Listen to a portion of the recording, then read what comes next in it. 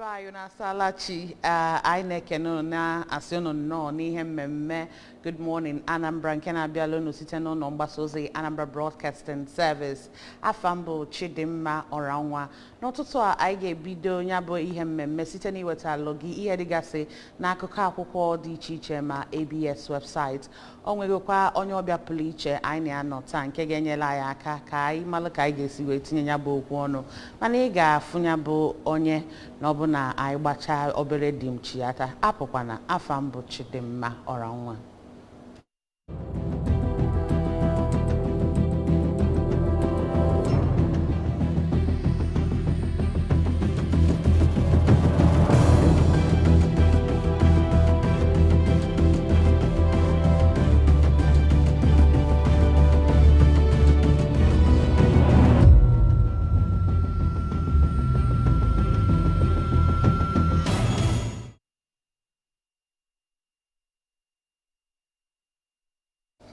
Odima onye anyị na-anọ n'ụtụtụ a bụ Nonso Orakwe bụ onye a na-akpọ n'ọnụ Igbo a public affairs analyst. Nonso, daalụ n'isonyela anyị.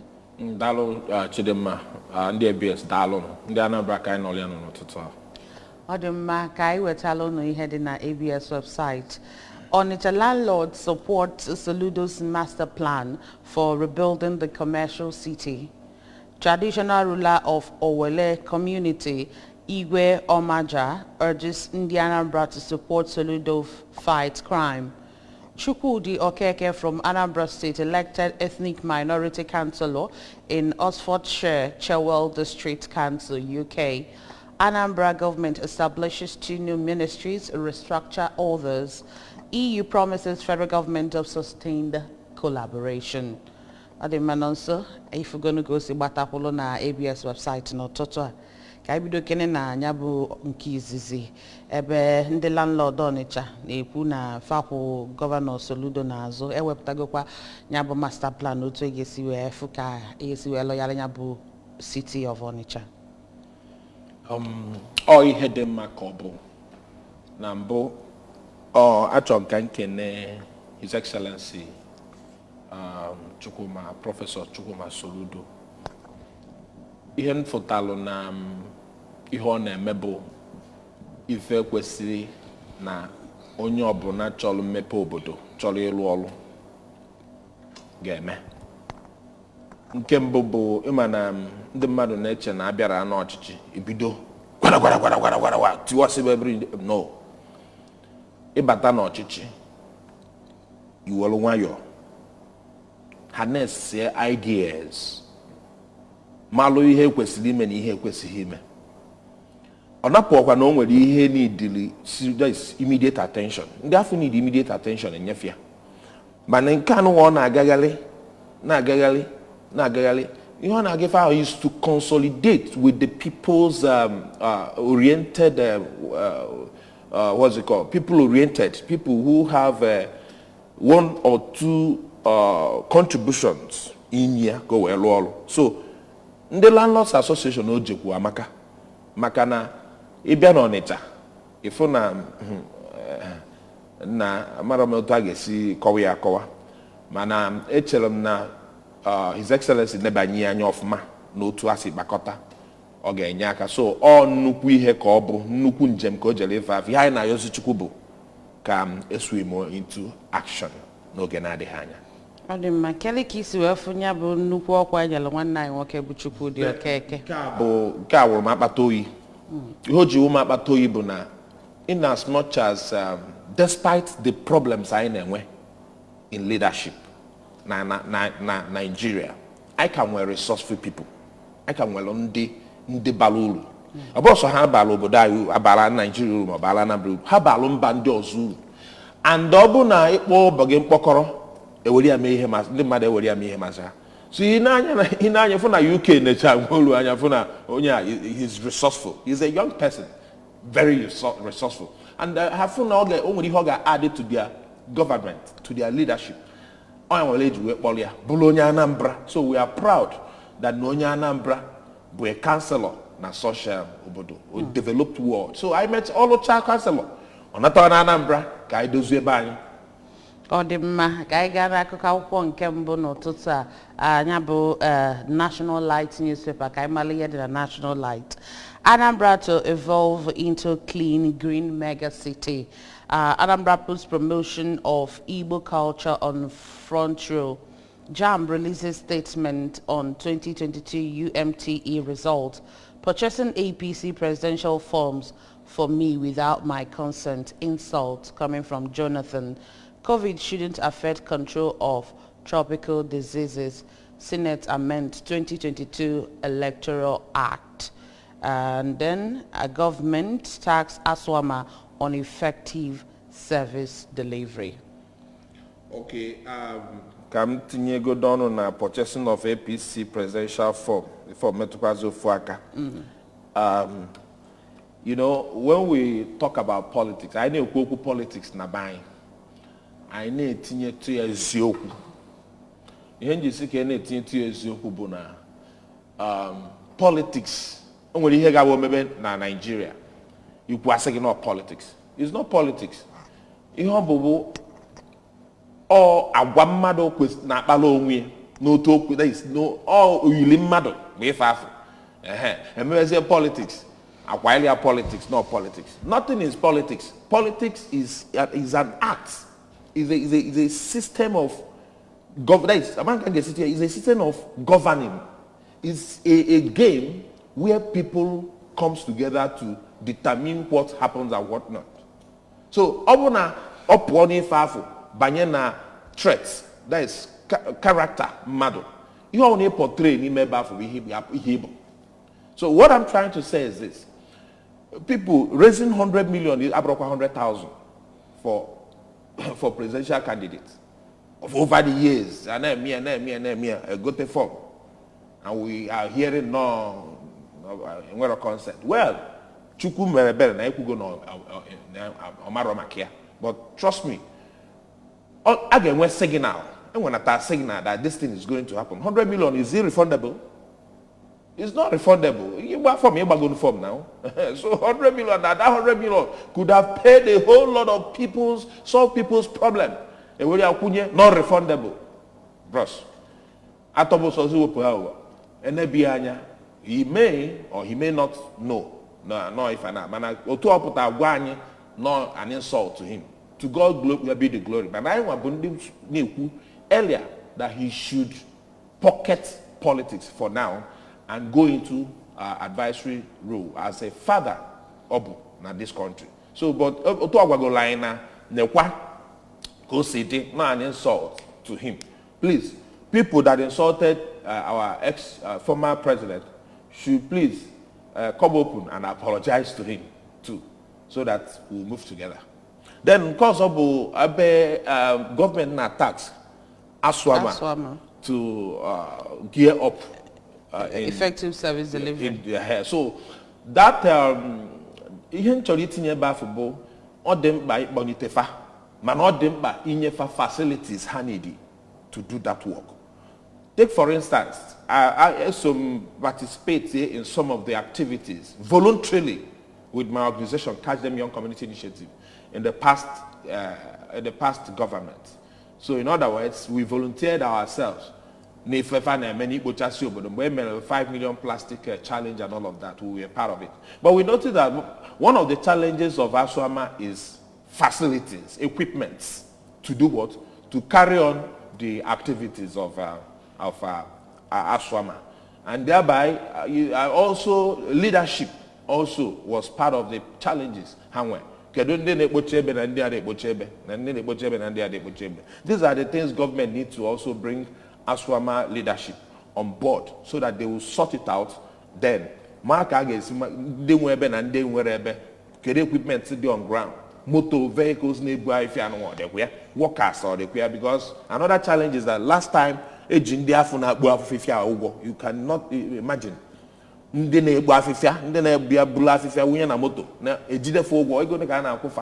So all of those things are well addressed. I think ASWAMA will gear up. And I want to also call on the leadership of ASWAMA, the MD of ASWAMA, to also, see strategies, strategize on how he can also be more effective in communication with the government to place the service delivery effectively. Ọdịmma ka anyị chetakwa n'Igbo ka anyị ji eme ya bụ press review n'ụtụtụ a ka anyị fụ ihe dị n'akụkọ akwụkwọ Vanguard newspaper. 2023 presidency, Jonathan makes U-turn on APC ticket. Anwaze kilikili obudigasi n'obule. Ex-president supporters buckle, move to complete nomination form before deadline. Jonathan meets with Fulani community for 2 hours. Considers demand to run.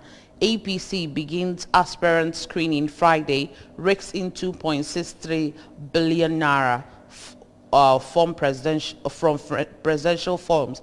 Mixed reaction greets Jonathan's defection to APC. We can't stop Jonathan. Such isn't new to politicians. ACF. APC may find it difficult to campaign with Jonathan as its candidate. Omahi. Defection of ex-president Jonathan to APC unfortunate. MBF. Insinuations of Jonathan defections insulting Pandev. Ayafukwazie party primaries, APC, PDP, 16 others demand 37-day extension of INEC's June 3 deadline. 2023 presidency should go to Southeast, Obasanjo and Falai. Then army denies pampering repentant terrorists. 2023, there will be no credible election unless, okay, this is coming from Bishop Kuka, and you can read the full story on page 8 of Vanguard newspaper. Petrol marketers hint of impending crisis in fuel supplies. There will be no credible election in 2023. Kuka, he talks sometimes on the Kuku Okenyobo. Oil nolani inanya fu ebe ihe na-eje. Onwere onye anya dolo ofuma nọ n'obodo a nọ na Nigeria nwere ike determine credible elections with what is happening na buying. If APC as a political party ga-ele form 100 billion and the total sum of presidential nomination tickets, forms, now amount na billions, 19 point something billion, right? 2.63 billion naira. 2.63 billion. Okay, sorry. Now, you got the guy for president. You got the House of Reps and all that. It might go now, how make it go now. Now, tell me, what is that money for? Is it for the development of the party? Or is it for the development of, I don't know what they want to use that money for. So an average man, oboda, ganeche, ebe nwe 2 point something billion, ndị ọzọ gbakọtacha ege agbagote. Onye nyere ihe dịka 10 billion to deliver election for you. Ema ihe ọ bụ, based on otu I see normal na mine. But this is my thoughts, neche, nwoke afọ neche, nyabru, the Bishop Kuka. Mana, come to think about it, Ebiakwa na INEC stand and with the device the same way, is it possible to rig election? If it's not possible to rig election, is there any other way they want to do it so that the powers that be retain Ochichi na APC or however they want to do it? So Odolanyanya na the past election onwe go siga and dota for siga when he change 8 years agafego. So can do the fate of Nigerians now this coming election. Hello. It's Alachi.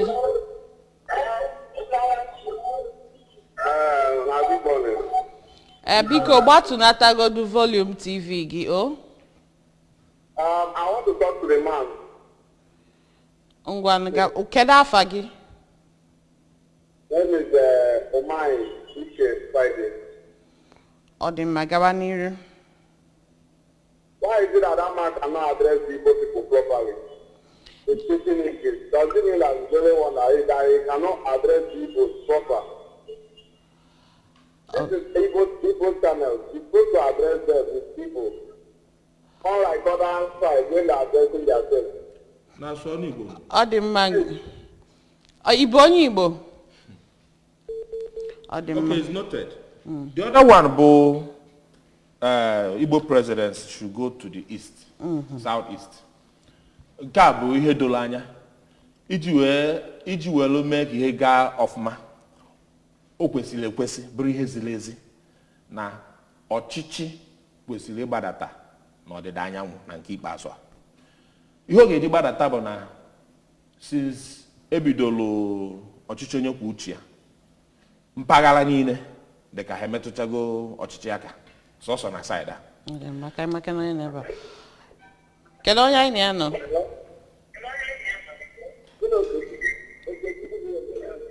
Okechukwu ka ebe isi akpọ? Isi Benue. Ngwa gaa n'iru Okechukwu.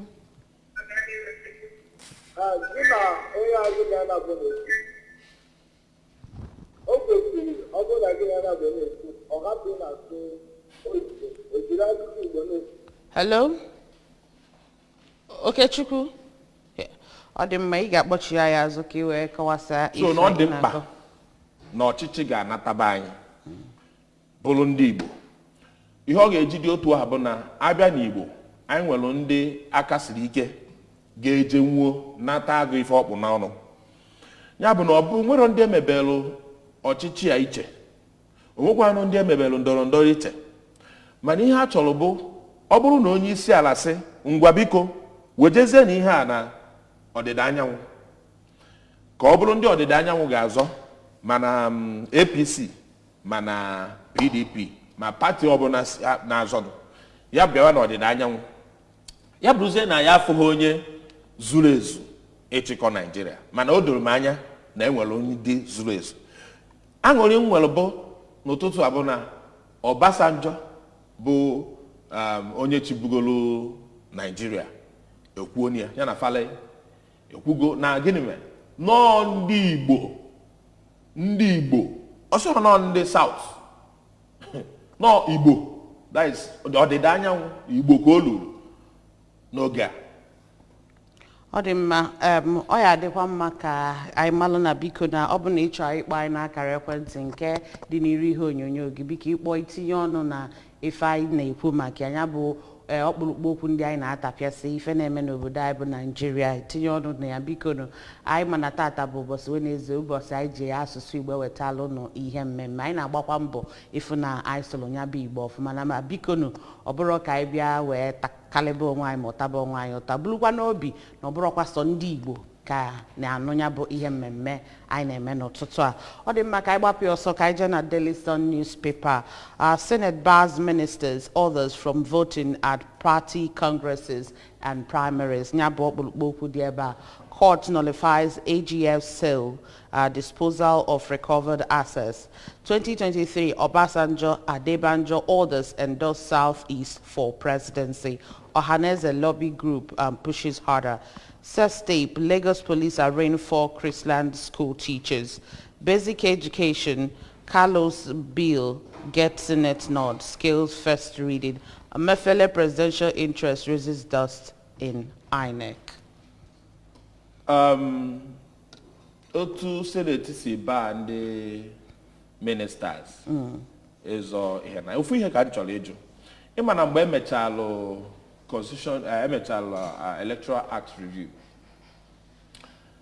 mgbe emechalụ amend this section 84 12 or 84.8 think so emetụrụ ya aka.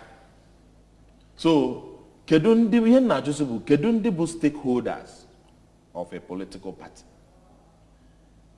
Ha na-ewepụ ndị ministers ewepụ ndị ministers ọ pụtara na ndị afọ abụrụ are they not stakeholders? Ọ dị mma. Isalachi kedu afa gị na ebisi akpọ anyị? Good morning. Kedu afa gị? Okay, after m kwuru ya na m akpọ from Jos. Isi Jos akpọ, ngwa gaba n'iru. Biko ana m ekele unu na unu na-agbasi mbọ ike n'ihe niile unu na-eme. na-ejikwara otu aka ha wee na-ekwu na ka ndị ọbiko onwe Jonathan a na-ekwu maka ya ọgbado APC na ya mara ma ozozuru ezo wee baa. Ọzọ dịkwa ka ibe ya na Jonathan onye kedu ka o esi wete wee megide ihe niile Buhari mebichago ọkwa dike ndị pụrụ ahụ ndị tagidere ya ọkụ wee si na gọọmenti wee pụọ ka ha na-apagagokwa akịta ya nke ihe na-ekwu onye biko ka o were nwanyị kwanyere onwe ya rapụrụ ndị a etigasi emebitara ka ha jekwa mezie ya onye ahụ ihe nke ịkwụ n'ụtụtụ. Ọ dị mma daalụrị nne nọsọ kewakwa n'iru. So ewepụ ndị ministers are they not stakeholders? Ha bụrụ ndị stakeholders nọ na political party. Asịsị nọọsọ president na ndị gọvanọs mere ha appoint ka a ghara pụta ha wee ha bụ political appointees. So ịma amarọ m ihe bụ uche ha sha mana ihe ọbụla bụ n'uche ha ha na-eze ya anya ọfụma maka na ama na ọ bụrụ na APC or PDP mere nomination or mere appoint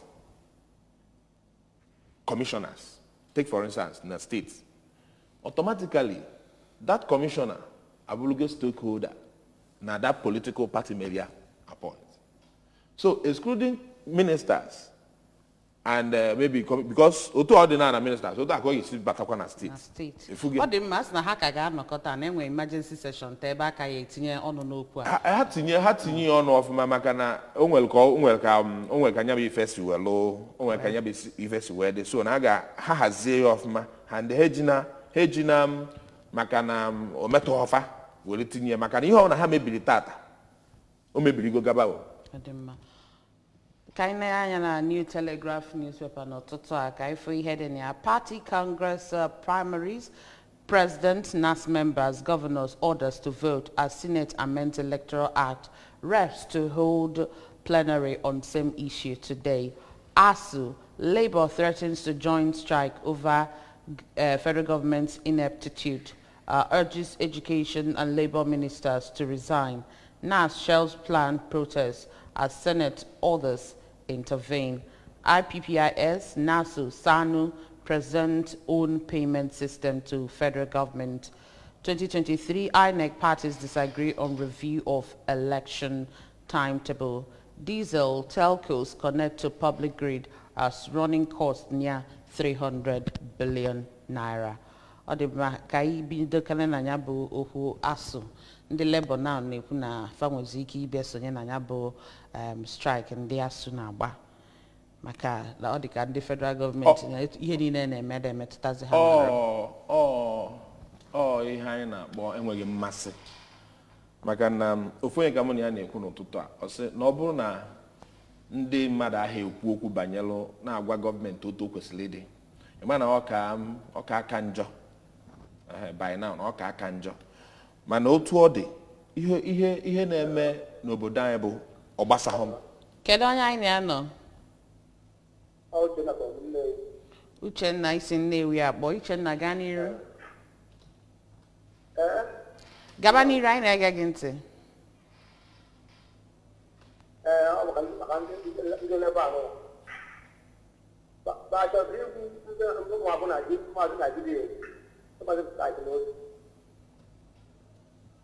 Uchenna ya da ihe na-ekwu. Isi nọ ndị gịnị?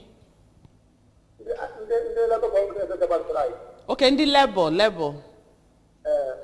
Okay.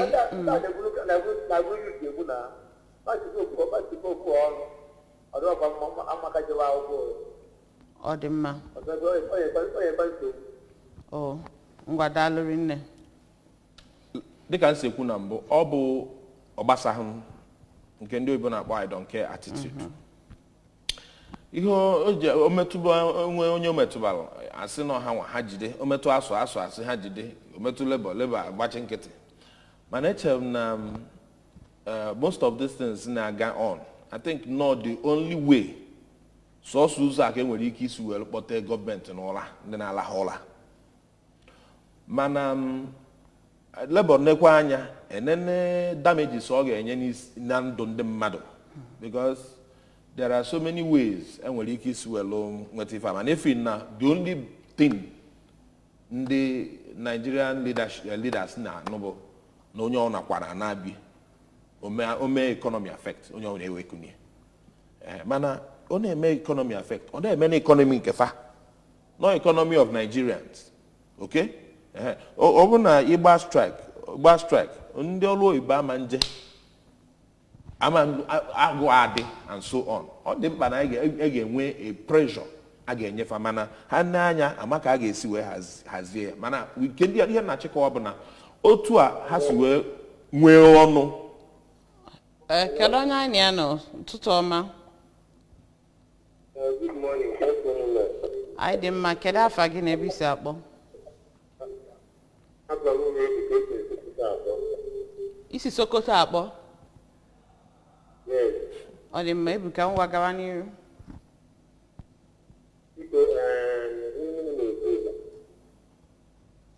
Mana ebe ga-aka nweta na-achịatazi o kwesịghị ekwesị.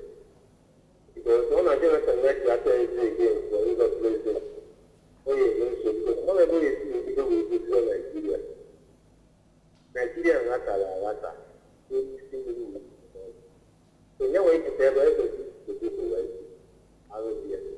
nya anyị na-akọwazi na Naịjirịa na ayara edozite nwe edozite ihe Buhari na-etọkarị too much anyị niile na-ada n'isi ndị Igbo na-ata afọ ndị niile na-ada n'isi ndị Igbo anyị nwa nọọsụ anyị na-abụ ihe anyị na-ahụ dị too much ayaruba ndị na-eme transport karịa tokanekata ezineki na-afọ ndị mmadụ na-eji na-afọ ọzọ that not doing anything akpọnchọ mmadụ akpọga na forest ego 5 million 10 million n'ụka na-akụta ego ihe niile na-akụka is very very impressive as super bishop dị ka kuka that man is fighting government for 24 hours amụọ na-enye support ebe kuka nọ na Anambra steeti ọ no gọọmenti apụta na-ekwusi ndị mmadụ ekwusi ndị mmadụ postu ya na Facebook na WhatsApp ọdụ igwe were anyị na-eme kacha ọ na-agwa anyị na steeti adụ ọtụtụ na nwanne iko kenele that this government na ama na this ugbo nọ ya arụ ọrụ ọfụma ka akwado ihe na all these things should be stopped. Oge ụmụ nwa mma Sokoto wee nata ndịda ọdị azụa ya ọ gata that Friday last week so ọpụtazịa n'iru bie na ndị otu ịṅụ mmanya adọnọ ha aṅụ mmanya so before you know it those people ran ya so what woman ọ onye ha na-achọ I could say don't wait somebody and wait till the test you only have to back here the up before you know it about this woman you need to know about Buga you didn't get never in ọ dị mma nwa daalụrị nne anyị anụgo ya bụ ihe ekwu daalụrị nne so na ọ dị mkpa dịsi ike ka ọ bụ na ASUU ọ bụ na Labour ga-join ASUU to do this strike thing and then when results is fine. Managa I mean in a more technical way that people will not suffer more from what we are suffering now. Odimma. Ka anyị neba anya na akụkọ akwụkwọ Daily Trust n'ụtụtụ anya na Punch newspaper anyị ga-achịkọta ha na-aba ọnụ. Daily Trust ihe dị n'iri bụ campaign governance compete for attention. Osinbajo Amechi Onu Ngige orders battle for delegate. 8. Collecting allowances from government. Government has literally fallen apart. Carry. And why turnaround maintenance failed to bring refineries to life? NMPC. Uneasy calm as PDP NEC takes decision on zoning today. Court nullifies federal government sales of recovered assets. Kaiba Pukuyoso Kaifu Ihedina Iru Punch newspaper. Jonathan's backers seek consensus. Southern APC aspirants disagree. 28 presidential aspirants obtain form as sales ends. Another contestant joined race. Jonathan candidacy tough to sell. Governor Umahi Ekiti Swaga wants APC. GEJ is welcome, that is Jonathan is welcome. He can contest on APC platform. Castina and Bayelsa chairman. Refineries probe Rep keeps as Kiari keeps mum on all swap deal. Senate amends Electoral Act. Reps reconvene today. INEC insists on June 3 as 18 parties demand primaries deadline extension. Yeah, Abiana extension by the political parties in a request to extend the election. About that election. And trust me, otu political parties in Nigeria. Onye ọna na akwado otu oge si welo balia, otu oge si we menkia. I want to encourage INEC to stand firm na that date. I think about a year now, if I'm not mistaken, he will have timetable for this election. And remember, he may adjust to gear. I adjust to gear than to the bombo. They adjusted it. Do no only how much gap. So I feel now political parties of now they mean Malon Afad needed to deliver Nigeria should be ready. Haga Kwado follow up INEC timetable or to has it to be. Manobon na ha chair na or they they can maybe adjust. Or brother we seek for adjustment of time. On Nigerians. On Nigerians we say na say yes, now I want to kanyi because na ihe amandela anyị convenient ka anyị get shift to ya. Not political parties. Political parties are what's it called? They are vehicles that tows one to wherever he or she is going. Therefore, they are accountable to the people. So nobody recognizes the people. Nobody recognizes that the people's welfare is paramount, is key, is supreme. So what I'm trying to say is this. INEC should stand firm on the said dates, ML, and deliver on that date. The only thing we are asking them is to make sure that the election is free, fair, not only fair, but also credible. Hello? Can I forget a bit, boy? Can I forget a bit, boy? Ọ dị mma ka anyị gaa n'akụkọ akwụkwọ Daily Independent newspaper ya na Nigerian Tribune. Anyị ga-ewekọta ha na-abụ ọnụ. Ihe dị na iru Daily Independent n'ụtụtụ a, APC PDP orders asks INEC to adjust 2023 election timetable. Insecurity in Southeast not targeted at headers. Mieti Allah. Senate would bring back federal government ASU to negotiation table. Lawan. And then 2023 presidency, it's the turn of Southeast, Obasanjo and Adebanjo. 35,000 people killed in Northeast in a decade report. 2.5 million people displaced. Nigeria to end 663 billion naira annual medical tourism. Nke a bụ ihe federal government na-ekwu. Ka anyị fụkwazi ihe dị n'iru Nigerian Tribune n'ụtụtụ a. Senate amends Electoral Act to allow President orders vote at party congresses and primaries. Reps to hold emergency plenary today. 32 CSOs insist on resignation of political office holders. Buhari would extend his tenure presidency. Southern governor won't shelf position on power shift. Sanwo-Olu. Ọdịmma ya afụghị ihe dị na iru akwụkwọ na-aba. Mana ka anyị bidogodu na nke dị na iru Daily Independent n'ụtụtụ a ebe a na-ekwu about insecurity dị na Southeast not targeted at headers. Onwere onye amaro ihe na-eme na Southeast when it comes to insecurity. So whether it's targeted at the headers, Yes. Or it's targeted at the whoever that is targeted at, it is what? Insecurity. And that insecurity may go where cripple on the mother with fears. In fact, as a matter of fact, this Friday was in Imo State and when burial. But now Bomonye or that you say na you will again. How mahabia? Because of insecurity. So what we are talking about is not because it's targeted at anybody or targeted at any. No. The fact is that and Metiara is the one saying this. So we need to tell ourselves the truth in the country. And every time we say, let's keep kaina agwa nwa anyị eziokwu. Eziokwu anyị na-agwa nwa anyị. Kedu onye ga-ekwuzi dị eziokwu? Ebe na-ekwu eziokwu onye a na-ekwu eziokwu, mmadụ ise na-ekwu eziokwu. Then any the mmadụ ise na-ekwu eziokwu at the same time. I need the argument. So ihe anyị na-achọ ịkọwa bụ na Southeast adigo porous. Insecurity na Southeast enwezi is unbearable. So ihe anyị na-achọ ịkọwa bụ kedu onye ga-azọpụta anyị? Kedu onye ga-azọpụta anyị?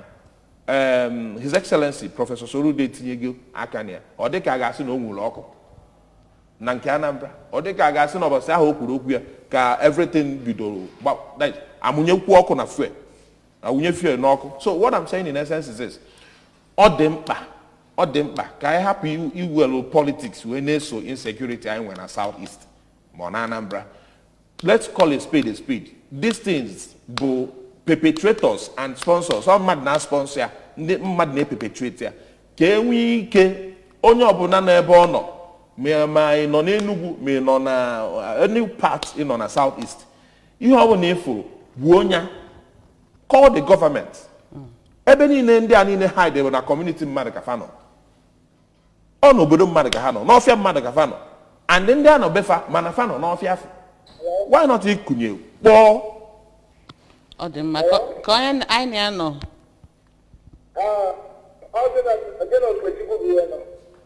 Okechukwu gaba n'iru. Good morning. Gaba n'iru Okechukwu. Ihe banyere insecurity na South and the whole Nigeria.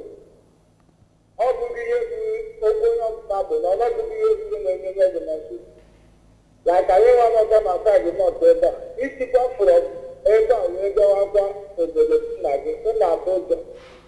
Mana Benue wee ebe a mana ebe ọbụla niile na Nigeria. So n'ọwa ndị na-achị anyị bụ ndị na-ebe anyị tegide achọghị ịgwa anyị eziokwu ebe ihe na-ebe anyị. Ọ bụrụ na ha na-achị anyị na ha ji ozi ọma wee na-achị anyị. Onye ọbụla gara aga ije ma n'abalị ma n'otu nwere ụjọ mana nkịta ọchịchị Naijiria na-atụ na owuwe ebe ọbụla anyị ga-esi wee gaa dabere ike ejide n'aka maka adịghị ya pụtara. E kwesịrị nke tati awa gọvanọs aweda otitie amata ihe mere ya agwa okwu banyere ya isi ikpe maka ndụ ndị mmadụ na Naịjirịa. Onye ihe na-enwe Daalụ rinne Okechukwu. Daalụ. Ka anyị na-abanyaza n'iru this day newspaper nyabụ ihe Kyari kwuru. This day newspaper, Kyari, why Nigeria's refineries are not working, says rehabilitation underway, assures 2.8 billion liters of petrol available, sufficient for 48 days. Ka anyị tinye ekene nyabụ okwu ọnụ ka anyị welụzi awa epiachi. I need ya bịa na ihe banyere refinery na Nigeria. Anyị kwesịrị na-ekwu okwu fuel alcohol. Ọtụtụ mmadụ apụta show aba anyị of constant fuel na Nigeria. We supposed to have passed that level. Anyị agafego ebe afọ. N'ụtụtụ aka m na mmadụ na-ekwukwu okwu ọ na-agwa m na the streets of London na enwelo onye nwebelo breathing problem or something. O nwere ka o si kwute ya. Na streets niile nwelo those things because of this what's it called COVID-19. COVID. They had to install this Ventilators. Ventilators. You don't need to go to the hospital. Just first aid before I want attention. By now, in fact, Nigeria refineries they circulate pipes everywhere, all states and where pipes. State of Nibata, refinery never have. State of Nibata, refinery. Our population is not 2 million. Our population is over 200 million. So what I'm saying in essence is this. These people should begin to bring back hope to Nigerians. Not one big hope. It will fail. So if you are fear now, people na Abuja, the matter if they go nowhere queue. Na Abuja. In case I that Anambra bona fuel in those on 165. Here is how much? 180, 190, 200. What are we saying? What are we doing in this country? Ọ dị mma ya bụ okwu anyị ekwuchakwa na ekwucha mana ebe a ka anyị ga-adọbilie na ya bụ ihe mmemme anyị n'ụtụtụ anyị na-asị gị daalụ rinne nọ nso n'isonyela anyị.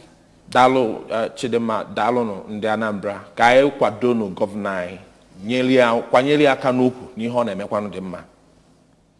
Daalụ rinne n'isonyela anyị na ya bụ press review n'ụtụtụ a mana apụkwana maka na anyị ka na-echi ya taa anyị nwere ihe ọzọ anyị na gị ga-eji wee nọkọ.